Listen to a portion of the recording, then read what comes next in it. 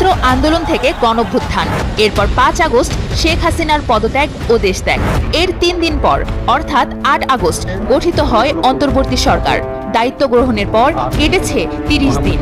এ সময় মানবাধিকার, অর্থনীতি, প্রশাসন সহ আরও অনেক ক্ষেত্রে এসেছে বেশ কিছু সিদ্ধান্ত। এক নজরে দেখে নেই উল্লেখযোগ্য বিষয়গুলো। ছাত্র জনতার আন্দোলনের দমনের জন্য করা সকল ফৌজদারি মামলা ও সন্ত্রাস দমন আইন এবং সাইবার নিরাপত্তা আইনে করা মিথ্যা ও হয়রানিমূলক মামলাগুলো প্রত্যাহারের সিদ্ধান্ত হয়েছে। জাতিসংঘের মাধ্যমে আন্দোলনে নিহতদের ঘটনা তদন্তের সিদ্ধান্ত হয়েছে। গুমের ঘটনা তদন্তে গঠিত হয়েছে কমিশন। এছাড়া গুম বিরোধী আন্তর্জাতিক সনদে স্বাক্ষর করেছে বাংলাদেশ। হতাহতদের পরিবারের দেখভালের জন্য ফাউন্ডেশন গঠনের সিদ্ধান্ত নিয়েছে সরকার।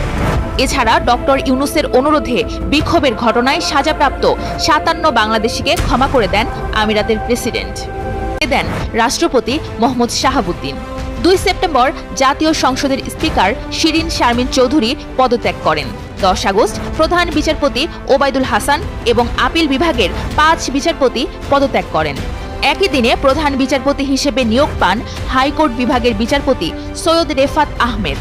তার আগে 8 আগস্ট সুপ্রিম কোর্টের জ্যেষ্ঠ আইনজীবী মোহাম্মদ আসাদুজ্জামানকে অ্যাটর্নি জেনারেল হিসেবে নিয়োগ দেওয়া হয়। 5 সেপ্টেম্বর প্রধান নির্বাচন কমিশনার কাজী হাবিবুল আওয়ালের নেতৃত্বাধীন নির্বাচন কমিশন পদত্যাগ করেন। 6 আগস্ট নির্বাহী আদেশে মুক্তি দেওয়া হয় বিএনপির চেয়ারপারসন খালেদা জিয়াকে। 28 আগস্ট জামায়াতে ইসলামী ও এর অঙ্গ সংগঠনকে নিষিদ্ধ করে জারি করা প্রজ্ঞাপন বাতিল করা হয়। 5 সেপ্টেম্বর সরকারের পক্ষ থেকে বলা হয়, বিচার শেষ না হওয়া পর্যন্ত ফ্যাসিবাদী দল ও জোট পুনর্বাসনের সুযোগ পাবে না। 10 ব্যাংক ও 1 আর্থিক প্রতিষ্ঠানের পরিচালনা পর্ষদ পুনর্গঠন করা হয়েছে। সাবেক মন্ত্রী, সংসদ সদস্য, আওয়ামীপন্থী ব্যবসায়ী, পুলিশ ও সেনা কর্মকর্তাদের অনেকের ব্যাংক হিসাব স্থগিত করা হয়েছে। ডলারের দাম আরও বাজার ভিত্তিক করা হয়েছে। মোবাইলে আর্থিক সেবা, নগদের পরিচালনা ও ব্যবস্থাপনা পর্ষদ বাতিল করে প্রশাসক নিয়োগ দেওয়া হয়েছে। শেয়ার বাজারে বেক্সিমকো, লা মেরিডিয়ান হোটেল সহ 12 প্রতিষ্ঠানের অনিয়ম দুর্নীতি তদন্তে কমিটি গঠন করা হয়েছে।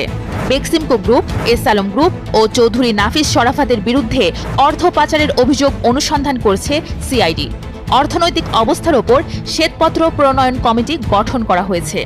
বাংলাদেশ ব্যাংকে নতুন গভর্নর নিয়োগ দেওয়া হয়েছে।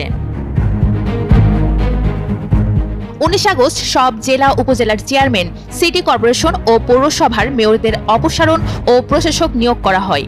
12 আগস্ট বিভিন্ন পদে থাকা চুক্তিভিত্তিক সব নিয়োগ বাতিলের সিদ্ধান্ত হয়। পাশাপাশি প্রশাসনে নতুন করে চুক্তিভিত্তিতে নিয়োগও দেওয়া হয়। এছাড়া সব সরকারি কর্মচারীকে সম্পদের হিসাব দেওয়ার সিদ্ধান্ত হয় 1 সেপ্টেম্বর। জনপ্রশাসন ও পুলিশের শীর্ষ পদগুলোতে পরিবর্তন এসেছে।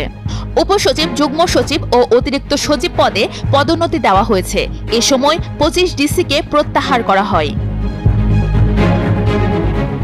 সাবেক মন্ত্রী, উপদেষ্টা, সংসদ সদস্য, পুলিশ কর্মকর্তা সহ 24 জনকে গ্রেপ্তার করা হয়েছে। 4 সেপ্টেম্বর থেকে অস্ত্র উদ্ধারে বিশেষ অভিযান শুরু করে। বিদ্যুৎ ও গ্যাসের মূল্য এখন থেকে নির্বাহী আদেশে না হয়ে গণশুনানির মাধ্যমে নির্ধারণ করা হবে। বিদ্যুৎ ও জ্বালানি খাতের চুক্তি পর্যালোচনার জন্য গঠিত হয়েছে কমিটি। বিদ্যুৎ ও জ্বালানির দ্রুত সরবরাহ বৃদ্ধি আইন 2010-এর আওতায় নতুন কোনো চুক্তি হবে না। আন্দোলনে আহত ও নিহত ব্যক্তিদের পরিবারকে সহায়তা দিতে কমিটি গঠন করা হয়েছে। স্বাস্থ্য ব্যবস্থার বিষয়ভিত্তিক সংস্কার, চিকিৎসা সেবার গুণগত মানোন্নয়ন, স্বাস্থ্য ব্যবস্থার কাঠামো শক্তিশালীকরণে 12 সদস্যের বিশেষজ্ঞ কমিটি গঠন করে 3 সেপ্টেম্বর প্রজ্ঞাপন জারি করা হয়েছে। শিক্ষা মন্ত্রণালয়ের নির্দেশনায় মাধ্যমিকে আবারও ফিরছে বিজ্ঞান, মানবিক ও ব্যবসায় শিক্ষা। ইউজিসি চেয়ারম্যান এবং ঢাকা বিশ্ববিদ্যালয় সহ 7 বিশ্ববিদ্যালয়ে উপাচার্য নিয়োগ দেওয়া হয়েছে। শিক্ষার্থীদের বিক্ষোভের মুখে এইচএসসি ও সমমানের স্থগিত পরীক্ষাগুলো বাতিল করেছে সরকার।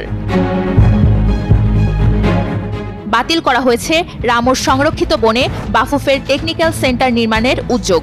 2 মাসের মধ্যে নদীর পূর্ণাঙ্গ তালিকা করার সিদ্ধান্ত নিয়েছে সরকার।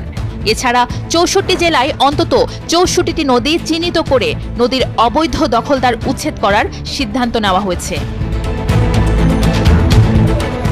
নাজমুল হাসান পাপনের পদত্যাগের পর বিসিবির নতুন সভাপতি হয়েছেন সাবেক অধিনায়ক ফারুক আহমেদ।